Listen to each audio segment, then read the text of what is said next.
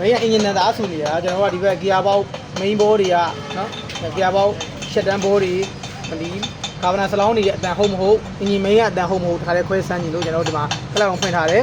အခုအင်ဂျင်ဝိုင်းလည်းဖောက်ထားပြီးအခုအခြေအနေကကျွန်တော်တို့ဒီမှာနှိုးမယ်ဆိုတော့ဒီမှာသတိပြုစရာအကြာကြီးနှိုးလို့တော့မရပါဘူးเนาะsecond ပိုင်းလောက်10မိနစ်မပြည့်ခင်ကြောခဏတစ်ဖြုတ်တော့ရတယ်ဒီပါလည်းတကုံပြင်းလို့မကောင်းပါဘူးအခုအတန်ကိုခွဲခြားစမ်းကြည့်လို့အတန်အရင်ကျန်းနေတာနောက်ချမ်းကဒီဘက်ချမ်းနေရဖြစ်လား main ကဖြစ်လားပေါ့နော်အဲ့လိုခွဲခြားစမ်းကြည့်လို့ပါနော်နားထောင်လို့ရအောင်လို့တော့ဖွင့်လိုက်မယ်ဒီကောင်တော့ကင်ထားလို့ရတယ်နော်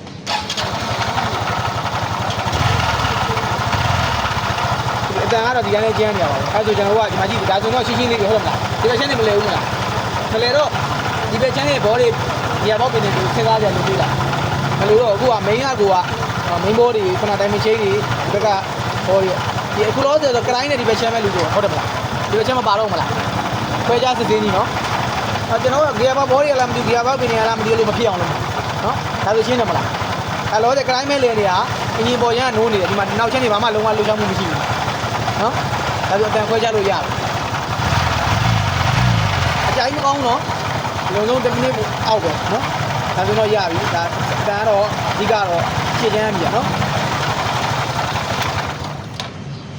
ဒါဆိုကိုတော့အင်ဂျင်ဝိုင်းဒီဘက်ကိုတိတ်ထွေထူးမပို့တော့ဘူးအင်ဂျင်ဝိုင်းမရှိတော့ဘူးပတ်တော့လင်းနေဟုတ်တယ်နော်ဒါပေမဲ့ခုနရောက်တဲ့အင်ဂျင်ဝိုင်းအဆိုတက်တော့ရှိပြီးသားအတိုင်းကတခုတည်းတော့နှိုးလို့ရတယ်နော်အကြာကြီးနှိုးမယ်လီဗာတကုံပြေးမယ်ဆိုတော့ခုနဒီဘက်ကအင်ဂျင်ဝိုင်းသွားပြီးတော့မှချောစီလိုင်းပစ္စည်းတွေကပစ္စည်းနိုင်တယ်အခုခဏပြုတ်ဆန်းမယ်ဆိုဆက်လို့ရတယ်နော်โอเคဒါဆိုတော့ပြည့်ချက်ကျွန်တော်အရှိလားနောက်လားခွဲပြီးတော့ရှာတဲ့ခါမှာဒီနဲ့ရှာလို့ရပါတယ်နော်ဒီလိုပါ